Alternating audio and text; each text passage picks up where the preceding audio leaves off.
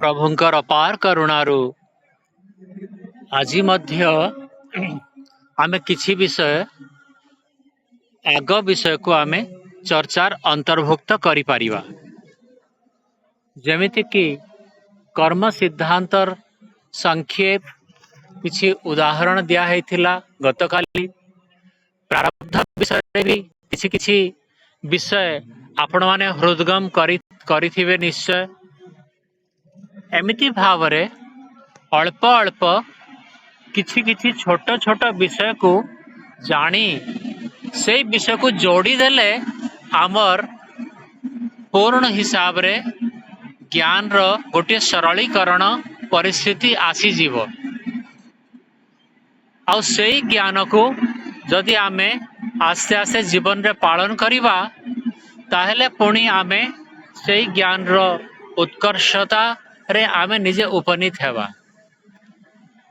अनेक प्रकार रो विषय जोटा कि अलगा अलगा धर्म बोली भावंती, जेमति कि राजयोग हो, भक्ति योग हो, ज्ञान योग हो, कर्म योग हो, ए समस्त योग केवल गोटिए पटरे इशारा करुछि।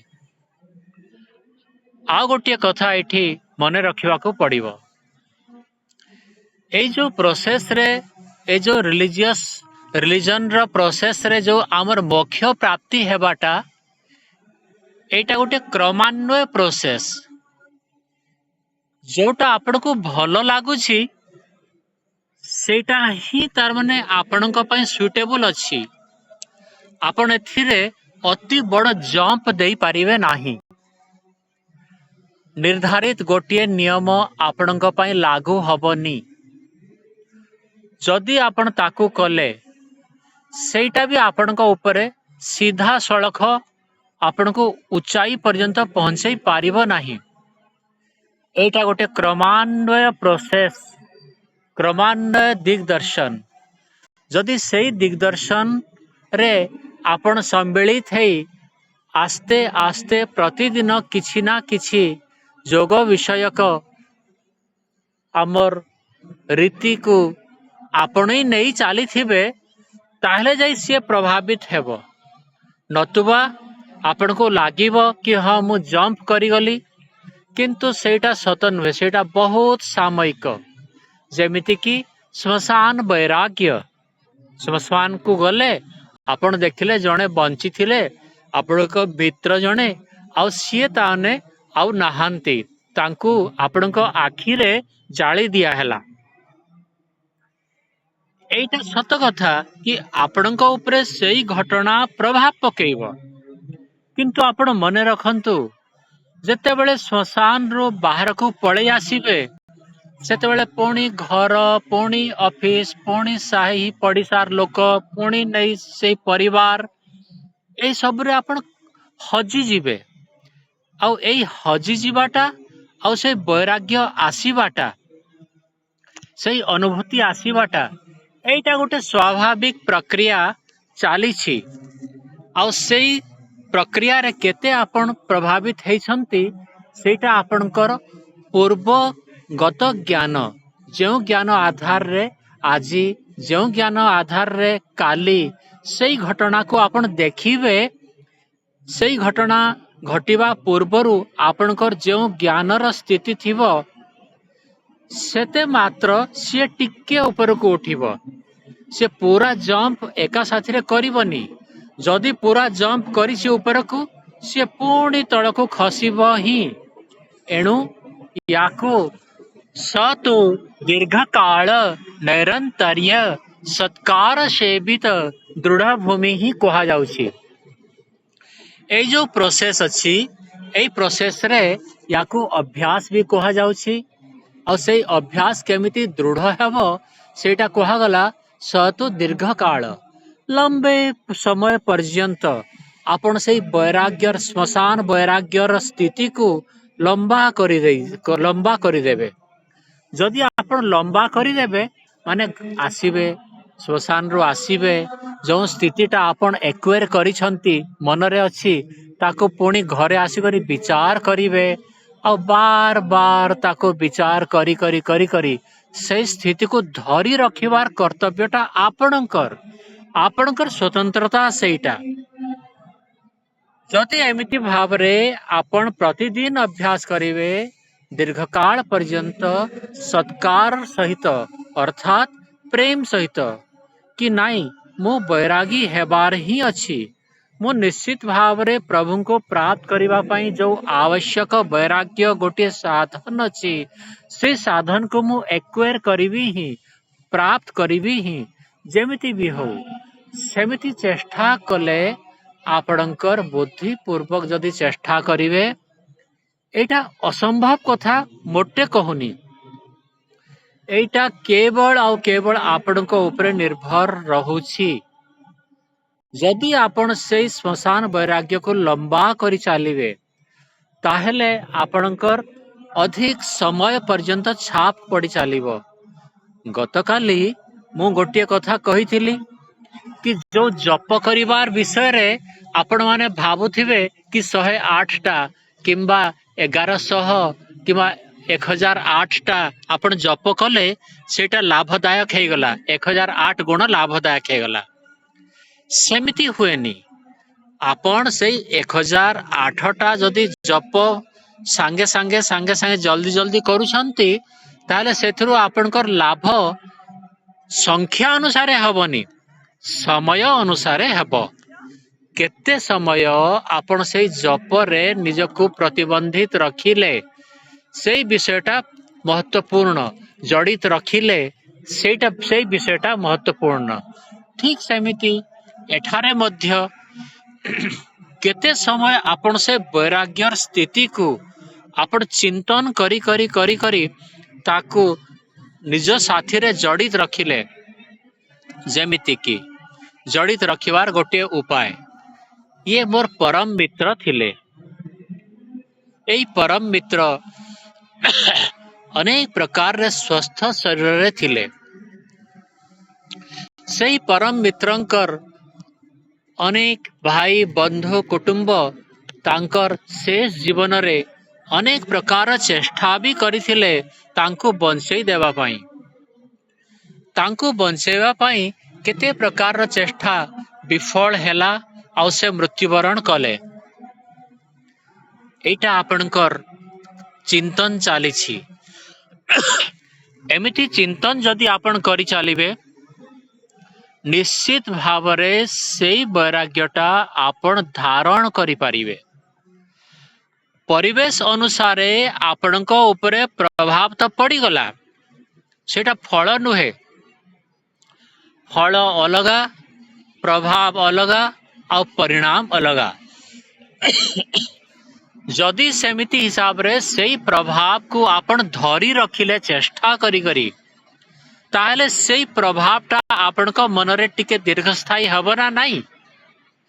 ସିଏ ଯୋଉ ଦୀର୍ଘସ୍ଥାୟୀ ହେବ ସିଏ ଦୀର୍ଘ ସମୟ ପର୍ଯ୍ୟନ୍ତ ଆପଣଙ୍କ ଉପରେ ବାର ବାର ଛାପ ପକେଇ ଚାଲିବାଟା ସେଇଟା ଆପଣଙ୍କର ସଂସ୍କାର।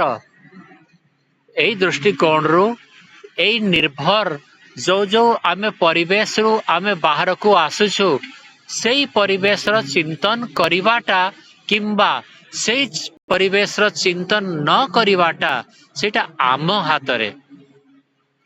ଭଲ ଜିନିଷ ଯୋଉଟା ଆପଣଙ୍କର ସାଧନ ଅଛି ମୋକ୍ଷ ପ୍ରାପ୍ତି ପାଇଁ ତାକୁ ଚିନ୍ତନ କରିବେ, ଆଉ ଯୋଉଟା ଆପଣଙ୍କର ମନକୁ ଅଶାନ୍ତ କରୁଛି ତାକୁ ଚିନ୍ତନ କରିବେନି, ଛାଡ଼ିଦେବେ।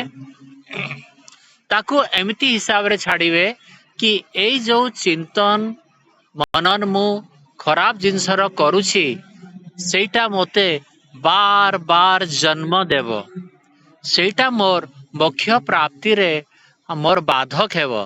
ସେଇଥିରୁ ମୋର ସନ୍ତୋଷ ବ୍ୟାଘାତ ହେବ। ଗୋଟିଏ ଫର୍ମୁଲା ଆପଣ ଜାଣିଥାନ୍ତୁ, ଆପଣ ଧାର୍ମିକ ନା ଧାର୍ମିକ ନୁହନ୍ତି ସେଇଟା ଗୋଟିଏ ସିମ୍ପଟମ୍ ଅଛି। ସେଇଟା ହେଲା ଆପଣ ସନ୍ତୋଷ ଅଛନ୍ତି ନା ନାହିଁ। ଚାହେ ସାଂସାରିକ ହେଉ କିମ୍ବା ଚାହେ ଆଧ୍ୟାତ୍ମିକ ଚେଷ୍ଟା ଆପଣଙ୍କର ହେଉ, ଏଇ ଦିଟା ଯାକ ଚେଷ୍ଟାରେ ଆପଣଙ୍କୁ ସଂସାର ସଂସାର କିମ୍ବା ଆଧ୍ୟାତ୍ମ ଜଗତର ଯେତେ କର୍ମ କରି ଚାଲିବେ ସେଇଥିରୁ ସେତେରେ ଆପଣ ସନ୍ତୋଷ ହେବାର ଆବଶ୍ୟକ ଅଛି। ଏଇଥିରେ ଲେଖା ହେଇଛି କି ସନ୍ତୋଷ ପୁଣି ଆମର ବ୍ୟବହାର ଅନୁଗତ ଅଟେ। ଯଦି ଆମେ ଚାରି ପ୍ରକାର ବ୍ୟକ୍ତି ପାଇଁ ଚାରି ପ୍ରକାର ବ୍ୟବହାର କରିବା ତାହେଲେ ଆମେ ସନ୍ତୋଷ ପାଇପାରିବା। ସେଇ ଚାରି ପ୍ରକାର ବ୍ୟବହାର ଯୋଗୀ ପାଇଁ ଅଟେ। ଆପଣ ସମସ୍ତେ ଯୋଗୀ ଅଟନ୍ତି, ସେଇଥିପାଇଁ ସେଇ ଚାରି ପ୍ରକାର ବ୍ୟବହାର ଆଉ ସେଇ ଚାରି ପ୍ରକାର ଲୋକଙ୍କୁ ଆପଣ ଜାଣନ୍ତୁ, ଚିହ୍ନନ୍ତୁ, ବୁଝନ୍ତୁ। ସେଇଟା ହେଲା मैत्री करुणा मुदितोपेक्षाणाम सुख दुख पुण्य पुण्य विषयाणाम भावनातः चित्त प्रसादनम। मैत्री, करुणा, मुदिता और उपेक्षा केवल एई चारिटा भावना आपण उद्रेक करिवा पाई आपणको कुहा ହେଇଛି। मैत्री कौन? मैत्री हैला जो माने आपणଙ୍କଠୁ ଅଧିକ ସାଧନ ଯୁକ୍ତ ଅଛନ୍ତି, ସୁଖୀ ଅଛନ୍ତି, ପଞ୍ଚେନ୍ଦ୍ରିୟ ସୁଖୀରେ ହୁଅନ୍ତୁ, ତାଙ୍କ ସାଥିରେ ଆପଣ ମିତ୍ରତା କରିବେ।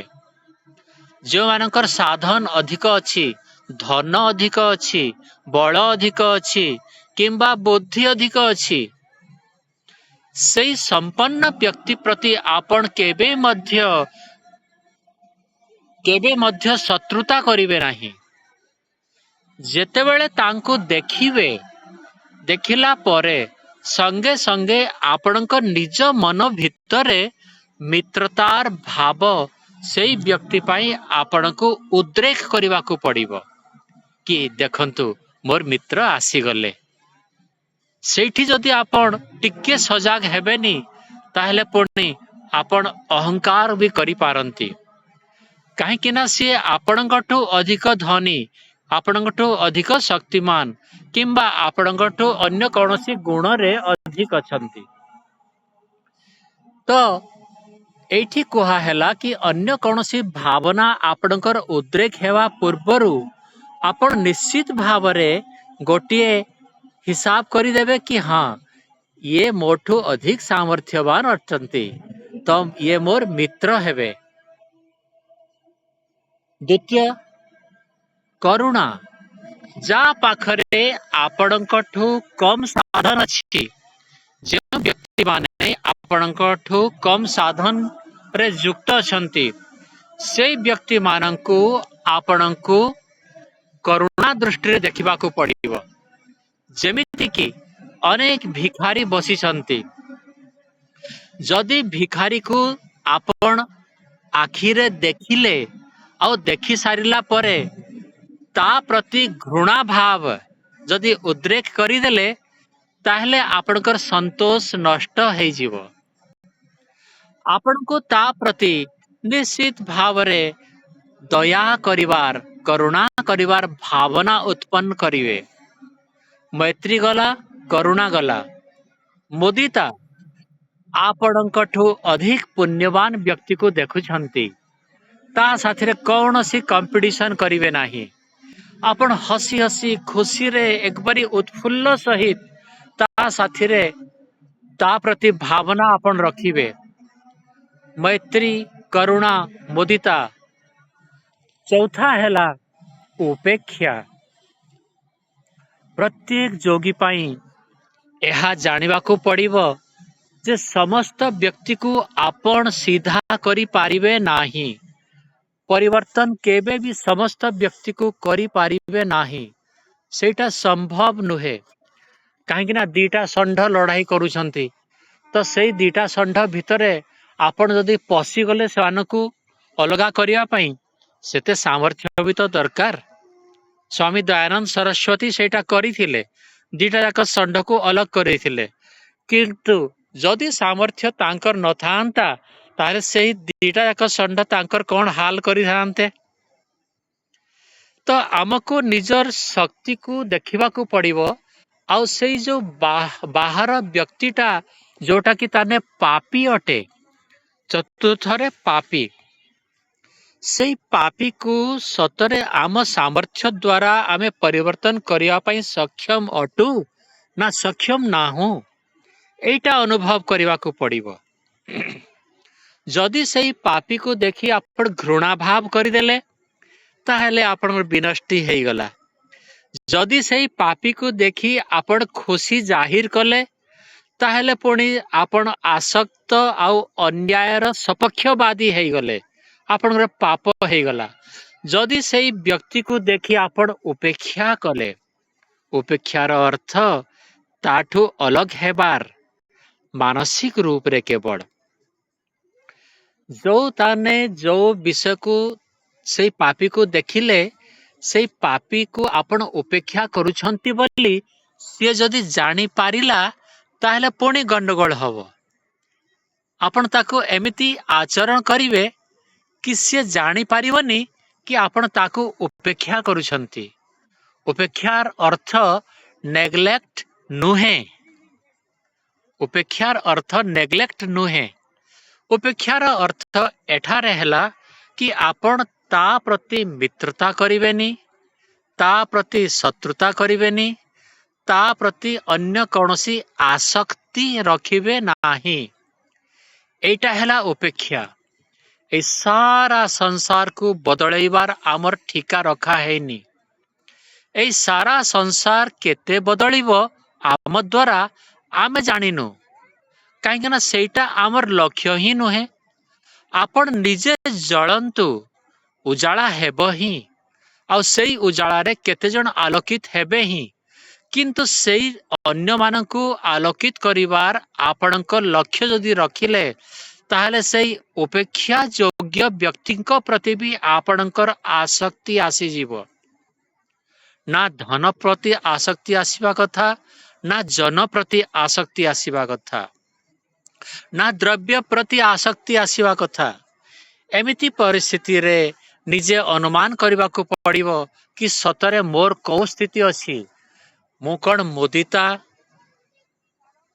କରିପାରୁଛି? ମୁଁ କ'ଣ ଉତ୍ଫୁଲ୍ଲ ହେଇଯାଉଛି ଯେତେବେଳେ ଯୋଗୀକୁ ଅନ୍ୟ କୌଣସି ଭକ୍ତକୁ ଦେଖି ମୋ ମନରେ ଖୁସି ଜାହିର ହେଉଛି? ନା ମୁଁ ତାକୁ ଈର୍ଷା କରୁଛି, ତା ସାଥିରେ କମ୍ପିଟିସନ କରୁଛି? ମୁଦିତା ସୁଖ ବିଷୟରେ କହିଥିଲି। ଯେଉଁମାନେ ଆପଣଙ୍କଠୁ ସୁଖୀ ଅଟନ୍ତି ତା ପ୍ରତି ମିତ୍ରତା ଜାଗୃତ ହେବା କଥା। ଆପଣଙ୍କୁ ଜାଗରୂକତାର ସହିତ ଦେଖିବାକୁ ପଡ଼ିବ କି ସେଇ ଯେଉଁ ସାମର୍ଥ୍ୟବାନ ବ୍ୟକ୍ତିକୁ ମୁଁ ଦେଖିଲି, ସେତେବେଳେ ମୋ ମନରେ କୋଉ ବିଚାର ଆରମ୍ଭ ହେଲା? ମୁଁ ତାକୁ ଉପେକ୍ଷା କରିନି ତ? ମୁଁ ତାକୁ ଘୃଣା କରିନି ତ? ମୁଁ ତାକୁ କରୁଣା ଦେଖଉନି ତ? କରୁଣା ବି ଆପଣ ତାକୁ ଦେଖେଇବେ ନାହିଁ, କେବଳ ମିତ୍ରତା। ଯେଉଁ ସୁଖ ସମ୍ପନ୍ନ ବ୍ୟକ୍ତିକୁ ଆପଣ ଦେଖିବେ, ତା ପ୍ରତି ଆପଣଙ୍କର ମିତ୍ରତା ଭାବନା ଆସିବ।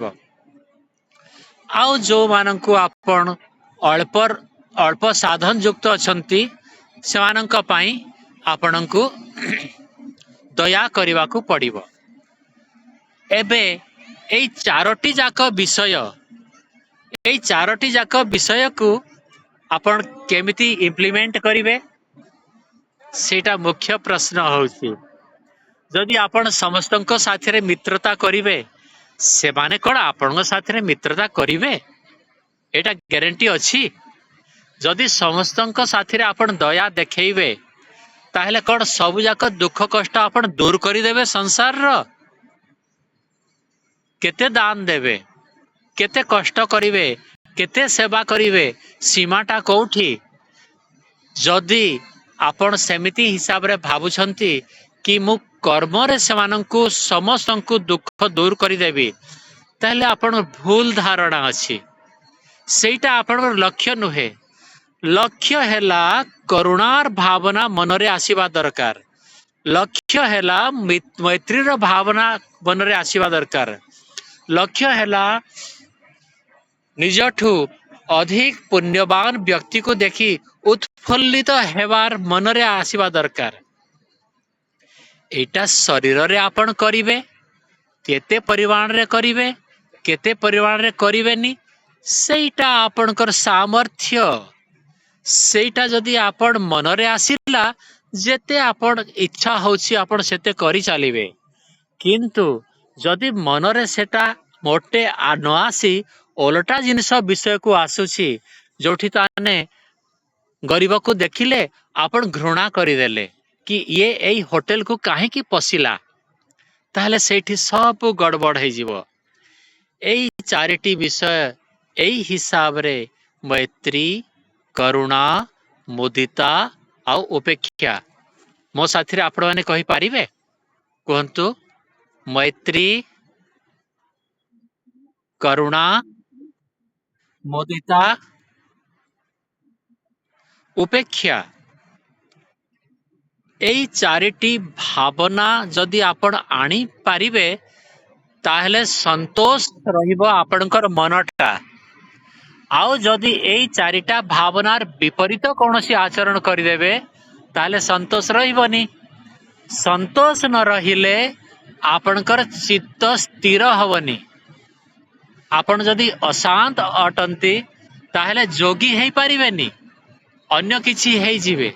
କିନ୍ତୁ ଯୋଗୀ ହେବା ପାଇଁ ଆପଣଙ୍କୁ ଏଇ ଚାରିଟି ପ୍ରକାରର ଲୋକମାନଙ୍କ ପାଇଁ ଆପଣଙ୍କର ଏଇ ଚାରିଟି ପ୍ରକାରର ଆଚରଣ ଅନିବାର୍ଯ୍ୟତା ଅଛି। ତାପରେ ସନ୍ତୋଷ ହେଲା ପରେ ସେଇଟା ଗୋଟିଏ ଆମର ନିୟମର ବଶବର୍ତ୍ତୀ ଗୋଟିଏ ବହୁତ ମହତ୍ୱପୂର୍ଣ୍ଣ ବିଷୟ। ସନ୍ତୋଷ ଅତ୍ୟୁତ୍ତମ ସୁଖ ଲାଭ। ସନ୍ତୋଷରୁ ଅତି ଉତ୍ତମ ସୁଖ ପ୍ରାପ୍ତ ହୁଏ। ଅତି ଉତ୍ତମ ସୁଖ ମାନେ ତାପରେ ଆପଣ ଆଉ କିଛି ଚାହିଁବେନି। ମୋର କିଛି ଆଉ ଆବଶ୍ୟକତା ନାହିଁ, ଆପଣ ସନ୍ତୋଷ ଅଛନ୍ତି ନା। ମୁଁ ଯେତେ ଟଙ୍କା, ଯେତେ ଧନ ସମ୍ପଦ, ଯେତେ ତାନେ ଏଇ ସବୁ ଘର ଦ୍ୱାର, ଯେତେ ଗାଡ଼ି ମଟର, ମୋର ଆଉ ଆବଶ୍ୟକତା ନାହିଁ।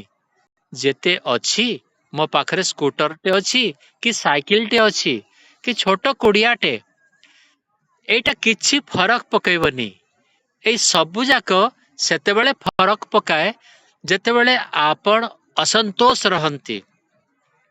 ଅସନ୍ତୋଷ କେତେବେଳେ ରହନ୍ତି?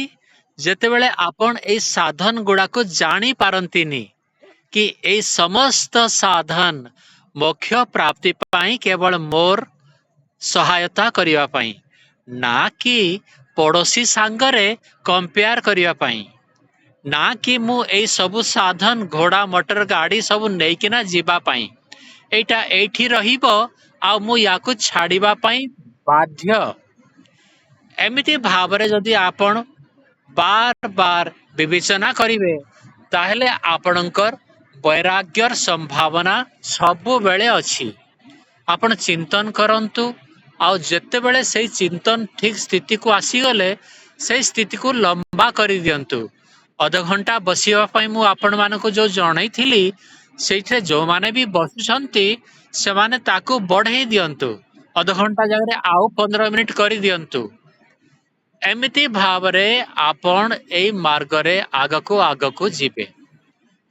ଆଜି ମୁଁ ଏଠି ଇସ୍କନ ମନ୍ଦିରକୁ ଆସିଥିଲି, ଆଉ ବହୁତ ଡିଷ୍ଟରବେନ୍ସ ହଉଛି, ବହୁତ ଜୋର ସେ ଆବାଜ କରିବା ପାଇଁ ବି ମୋତେ ପଡ଼ୁଛି।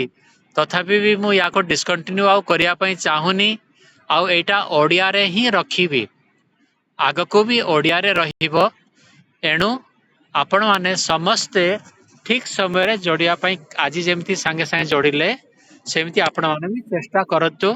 ଆଉ ଏଇଟା ପୁଣି ଅପଲୋଡ଼ ହେବ ଆମ ୟୁଟ୍ୟୁବରେ।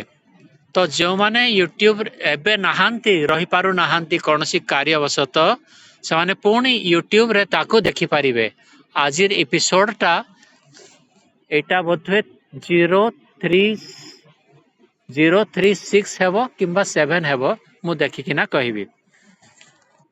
ଏବେ ଏବେ ଶାନ୍ତି ପାଠ କରିଦେବା, ତାପରେ କହିବା।